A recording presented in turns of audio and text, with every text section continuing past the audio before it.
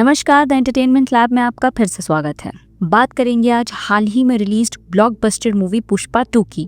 तो मूवी की शुरुआत एक ड्रीम सीक्वेंस से होती है, जहां हम देखते हैं पुष्पा एक शिपिंग कंटेनर में 40 दिन बिताकर जापान पहुंचता है। वहां उसने जापानी भाषा भी सीख रखी है। इसके बाद उसे अपने सपने में एक जबरदस्त फाइट सीन नजर आती है। इसके बाद एक और ड्रीम सीन आता है, जो असल में पुष्पा के बचपन की कहानी है। इसमें हम देखते हैं कि जब वो छोटा था तो वो दूसरे बच्चों से खेलना चाहता था, लेकिन वो बच्चे उसे खेल में शामिल नहीं करते। वो बच्चे उसे कहते हैं कि अगर उसे खेलना है तो जो बॉल पानी में गिरी है वो उसे निकाल कर ले आए। पुष्पा उस बॉल को निकालने के लिए पानी में कूदता है, लेकिन छोटे पुष्पा को स्विमिंग नहीं आती तो वो डूबने लगता है।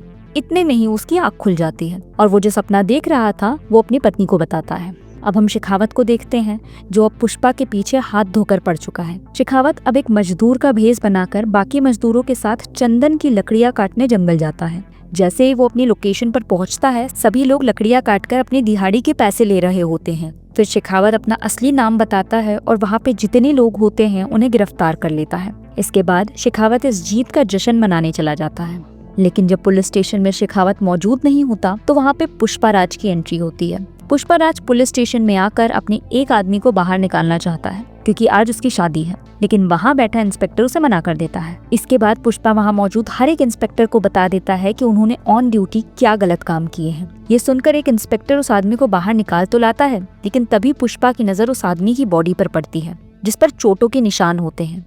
ये देखकर उसे समझ आ जाता है कि शेखावत ने यहाँ मौजूद हर एक वर्कर को बेरहमी से मारा है। इसके बाद पुष्पा तय कर लेता है कि वो इन सभी वर्करों को अपने साथ ले जाएगा और पुलिस चौकी में जितनी भी पुलिस होती है उनको खरीद लेता है और सभी पुलिस वाले रिजाइन कर देते हैं। अब जब शेखावत पुलिस स्टेशन आता है तो ये सब देखकर काफी गुस्सा हो जाता है। अब आगे हम देखते हैं कि पुष्पा सीएम से मिलने जाता है। वो सीएम से मिलने इसलिए जाता है क्योंकि श्रीवल्ली उसे सीएम के साथ फोटो खिंचवाने के लिए कहती है, ताकि वो उस फोटो को घर में लगा सके। इसीलिए पुष्पा भूमि रेड्डी को लेकर सीएम से मिलने जाता है। भूमि रेड्डी वहाँ अपनी मिनिस्ट्री की बात करना चाहता है, साथ ही शेखावत के ट्रांसफर के बारे में भी वो बात करना चाहता है, लेकिन पुष्पा उसे इस बारे में मना कर देता है। जब पुष्पा का इंट्रोडक्शन सीएम से करवाया जाता है तो सीएम उसकी काफी तारीफ करते हैं, ये कहकर कि उसने पार्टी को अच्छा खासा फंड दिया है और उसे पुष्पा के बारे में काफी बातें सुनने को मिली हैं। लेकिन जैसे ही बात फोटो खिंचवाने की आती है, सीएम मना कर देता है। उसका डर ये है कि पुष्पा 2 कौड़ी का स्मगलर है और अगर उसकी फोटो अखबार में छपी तो उसकी इज्जत कम हो सकती है, और ये बात पुष्पा की ईगो को बहुत चोट पहुंचाती है। फिर जब भूमि रेड्डी सीएम से मिलकर बाहर निकलता है तो वो सबसे पहले पुष्पा से सीएम के बर्ताव के लिए माफी मांगता है, लेकिन साथ ही वो ये भी कहता है कि अगर वो कभी सीएम बना तो वो पुष्पा के साथ वैसा नहीं करेगा जैसा आज के सीएम ने किया। पुष्पा भूमि रेड्डी से कहता है कि वो सीएम की शपथ लेने के लिए तैयार हो जाए, क्योंकि उसे अपनी पत्नी की इच्छा पूरी करनी है। पुष्पा ने पहले ही अपनी सारी प्लानिंग कर ली है और इसी वजह से वो इतना श्योर होकर भूमि रेड्डी को सीएम बनने के लिए तैयार होने कह रहा है। फिर हम देखते हैं कि पुष्पा मालदीव्स के लिए निकल जाता है, क्योंकि वो अब चंदन की लकड़ी महंगे दाम में इंटरनेशनल बेचने का डिसाइड करता है। मालदीव्स पहुंचने पर वो एक डीलर से मिलता है। डीलिंग के दौरान डीलर पुष्पा को ये दावा करता है कि अगर वो सिर्फ 10 टन की डिमांड भी करेगा तो कोई भी उसे देने के लिए तैयार हो जाएगा। पुष्पा इसे मान लेता है और हम देखते हैं कि जब डीलर उन डीलर्स को फोन करता है तो वे सभी पुष्पा को कॉल कर लेते हैं और उसी टन की डिमांड करते हैं जो डीलर ने उनसे मांगी थी। वो देखकर डीलर पुष्पा से काफी इम्प्रेस हो जाता है। आखिरकार पुष्पा को 2000 टन का ऑर्डर मिल जाता है। वापस इंडिया आकर वो सीधे अपने काम पर लग जाता है और सभी लोगों को कॉल करके माल की डिमांड करता है। इसके साथ ही वो कटाई को भी बढ़ा देता है, जिससे बाजार में हलचल मच जाती है। लोग चौंकते हैं कि पुष्पा इतना सारा माल किसे बेचने वाला है, लेकिन पुष्पा तो पुष्पा है, वो किसी को भी इस बात की जानकारी नहीं देता कि वो ये माल किसे बेचने वाला है। इसी बीच हम दक्षयानी को देखते हैं, जो शेखावत को इन सारी घटनाओं की जानकारी देती है।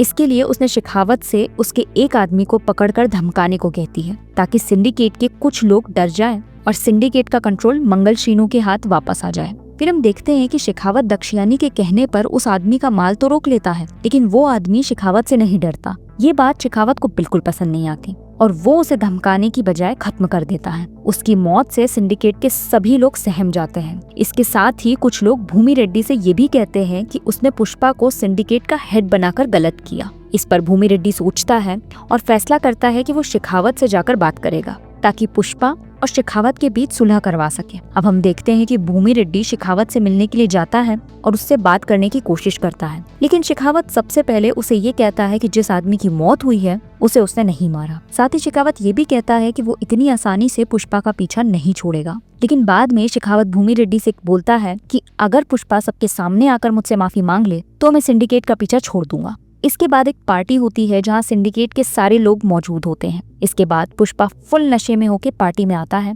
जहां पहुंच उसकी ड्रंक हालत में वो शेखावत से सॉरी बोलता है। पुष्पा सॉरी बोल के वापस निकल जाता है, लेकिन रास्ते में ही उसे खुद पर शर्म आने लगती है। जिसके बाद पुष्पा वापस पार्टी में आता है और शेखावत की गाड़ी को टक्कर मार के उसे पूल में गिरा देता है। फिर उसी पूल में वो टॉयलेट करने लगता है। इसी बात से सभी सिंडिकेट के लोग वहां पे भड़क जाते हैं, लेकिन पुष्पा का अवतार देख के सब ठंडे हो जाते हैं। पुष्पा शेखावत को टाइमिंग, डेट और लोकेशन बताता है कि कब और कैसे वो 2000 टन के माल को यहाँ से निकालने वाला है। तो अगर दम है तो शेखावत उसे रोक के दिखाए, और अगर उसने चंदन की लकड़ियों का एक भी टुकड़ा पकड़ लिया तो पुष्पा सिंडिकेट को छोड़कर फिर से मजदूरी करने लगेगा। इस चैलेंज को शेखावत एक्सेप्ट करता है और हम देखते हैं कि उस दिन उसने हर जगह नाकाबंदी करा दी। जिस दिन नाकाबंदी में हम देखते हैं कि शेखावत समझ जाता है कि गर्मी का मौसम है तो वो लोग माल नदी से लेकर निकलेंगे, और उसका अनुमान भी सही होता है। जिसके बाद वो उन सभी ट्रक को पकड़ने में कामयाब होता है।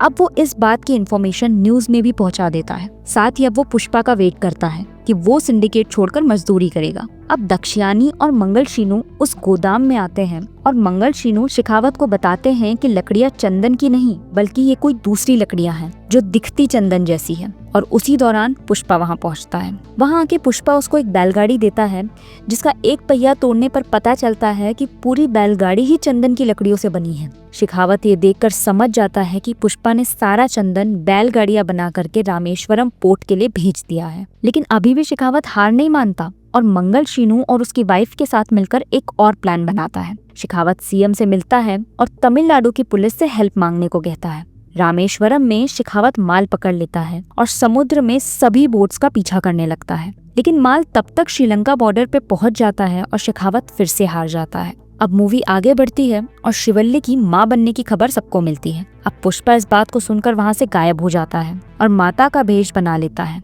और डांस करने लगता है। पुष्पा ये सब करके माँ से मनोकामना करता है कि उसकी एक बेटी हो, बेटा ना हो, क्योंकि अगर बेटा हुआ तो वो उसको अपना खानदान का नाम नहीं दे पाएगा क्योंकि वो नाजायज है। तभी वहाँ हम देखते हैं कि पूजा में आई हुई पुष्पा के बड़े भाई की बेटी को कुछ लोग छेड़ने लगते हैं और बदतमीजी भी करते हैं, लेकिन पुष्पा ऐसा होने नहीं देता और उन्हें बहुत मारता है।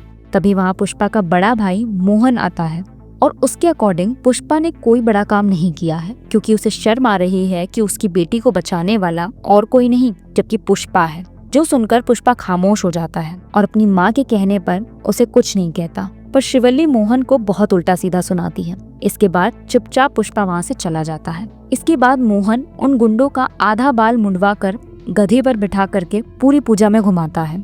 दूसरी तरफ शेखावत सीएम को बताता है कि भूमि रेड्डी अब सीएम बनने वाला है क्योंकि पुष्पा ने पार्टी हेड वीरा प्रताप को पैसे देके खरीद लिया है। अब भूमि रेड्डी सीएम बन जाता है और खुशी मनाने सीधा पुष्पा के घर पहुंचता है। अब हम एसपी शेखावत को देखते हैं कि वो अपनी हार का दुख मना रहा होता है और वो भी काफी ड्रिंक करता है और उसी गोडाउन में जाता है जहाँ पे नकली चंदन की लकड़ियां रखी हैं। क्योंकि शेखावत का भांडा ना फूटे इसके लिए वो सभी लकड़ियों को जला देता है, क्योंकि जलने के बाद ये पता ही नहीं चलेगा कि वो लकड़ियां नकली थी या असली।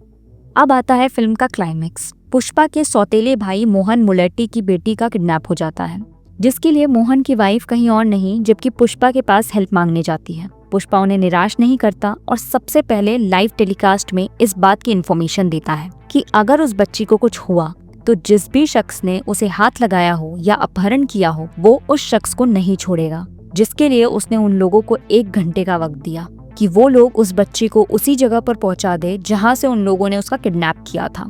वहीं दूसरी तरफ हम देखते हैं कि भूमि रेड्डी की मुलाकात प्रताप से होती है और उससे बातचीत के दौरान पता चलता है कि मोहन की बेटी को जिसने किडनैप किया है वो प्रताप के खानदान का इकलौता चिराग है। तो फिलहाल अब प्रताप ये चाहता है कि पुष्पा इन सारी चीजों को रोक दे और वो अपने भाई के बेटे से बात करके मोहन की बेटी को छोड़ने के लिए कह देगा। अगली तरफ हम देखते हैं कि जब भूमि रेड्डी पुष्पा से इस बारे में बात करता है तो पुष्पा उसकी बात नहीं मानता और कहता है कि अगर उन लोगों के द्वारा उस लड़की पर एक खरोच भी आई हो तो वो सभी लोगों को खत्म कर देगा। जिसके बाद पुष्पा को कॉल आता है वीर प्रताप के भाई के बेटे का, जो उससे बताता है कि कहाँ और कितने पैसे लेकर आना है, लेकिन वो शर्त रखता है कि पुष्पा को वहाँ अकेले आना होगा, जिसके लिए पुष्पा अग्री कर जाता है और लोकेशन पे अपने चॉपर से पैसों की बरसात करते हुए पहुँचता है। वहाँ पे सभी लोग पुष्पा को साड़ी पहना के उसका मजाक बनाते हैं और उसका हाथ पैर बांध देते हैं। पुष्पा को वो लोग अब बहुत मारते हैं, लेकिन जब वो सभी लोग पुष्पा की भतीजी की इज्जत पे हाथ डालते हैं तो पुष्पा सभी को मार देता है।